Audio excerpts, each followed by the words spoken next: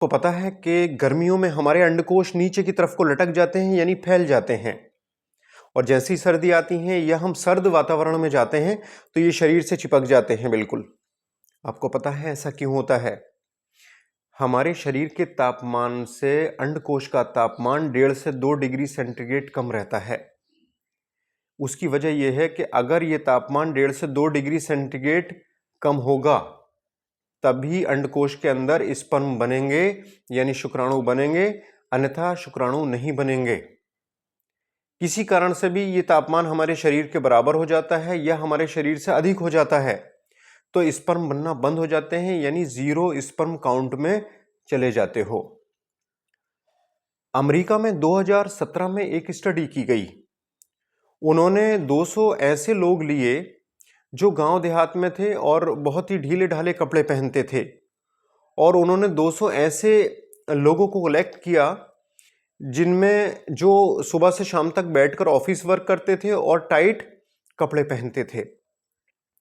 Study में बहुत ही चौंका देने वाले रिजल्ट सामने आए। उन्होंने ये देखा कि जो लोग सुबह से शाम तक बैठकर काम करते हैं और टाइट कपड़े पहनते हैं उनमें एजोस्पर्मिया के केसेस बहुत अधिक थे।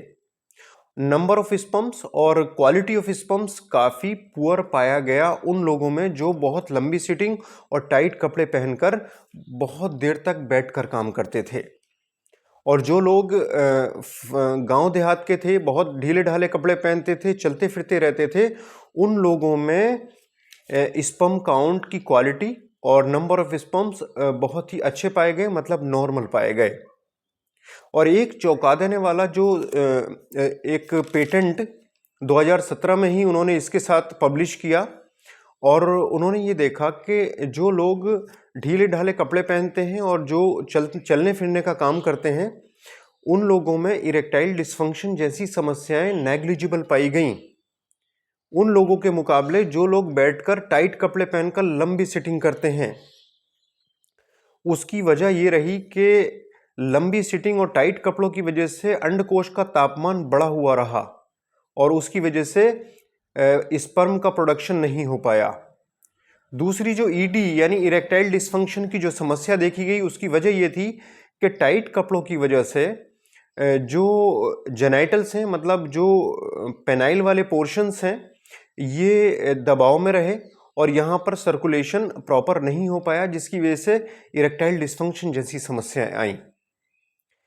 एक स्टडी और की गई कि जो वेरिकोसील्स होती हैं वो अधिकतर उन लोगों में ज़्यादा पाए गए जो लोग लंबी सिटिंग और टाइट कपड़े पहनते हैं। वेरिकोसील ये होता है कि जो हमारी एक स्पर्मेटिक कॉर्ड्स होती है उसमें ब्लड सप्लाई बहुत अधिक होने की वजह से, और जब ब्लड सप्लाई अधिक होती है और बहुत ज़्यादा वो प्रेशराइज होती है वो चीज़, तो वहाँ पर एक इन्फेक्शन यानी एक गांठ सी बन जाती है।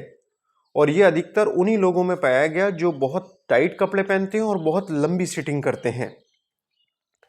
आज हमारे बच्चे या हमारे जो भी हैं स्टूडेंट्स हैं या ऑफिशियल वर्क वाले हैं, ये सब लंबी सिटिंग और टाइट कपड़ों के साथ अपनी पूरा दिन इसी तरह से गुजार देते हैं और इस तरह के केसेस बहुत अधिक देखने को मिल रहे हैं। इसका जो सरल और साधारण उपाय दिया गया वो मैंने नहीं दिया, बल्कि कैलिफोर्निया की एक यूनिवर्सिटी ने ही दिया। उन्होंने ये कहा कि ढीले कपड़े पहने जाएं और कम से कम 30 से 40 मिनट पैदल चला जाए। ढीले कपड़े पहनने के साथ साथ बहुत लंबी सिटिंग हमें नहीं करनी है, बीच में टहल भी लेना है। इससे जो टेम्परेचर है वो मेंटेन बना रहेगा और ब्लड की सप्लाई प्रॉपर बनी रहेगी। इस वजह से एजोस्पर्मिया के केसेस यानी नील स्पर्म काउंट और इरेक्टाइल डिस्फंक्शन जैसी समस्याएं नहीं आएंगी। ये जो बात मैंने आपको बताई है ये बहुत ही ऑथेंटिक और रिसर्च्ड है, यानी पेटेंट में 2017 में पब्लिश्ड हुई थी। उसी के हवाले से मैंने आपके सामने ये अपनी बात रखी और ये बात बिल्कुल सच है। जो रिसर्च की जाती है वो बहुत ही अधिक लोगों को इकट्ठा करके एक पूरा कैलकुलेशन किया जाता है, उसके बाद ही किसी नतीजे पर पहुंचा जाता है कि ये कहीं ना कहीं हमारे लिए ख़राब चीज़ें हैं।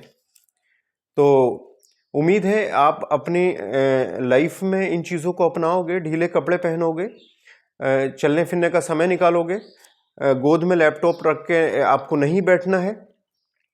अगर आप ऐसा कर लेते हो तो मैं समझता हूँ इन चीज़ों से आप बच सकते हो। वीडियो काफ़ी लंबी हो चुकी है और मैं आपसे इजाज़त चाहूँगा और आपका प्यार, आपका सपोर्ट इसी तरह मिलता रहे और हम नई-नई जानकारियाँ आप तक पहुँचाते रहेंगे। नेक्स्ट वीडियो में फिर मुलाकात होगी। Thank you.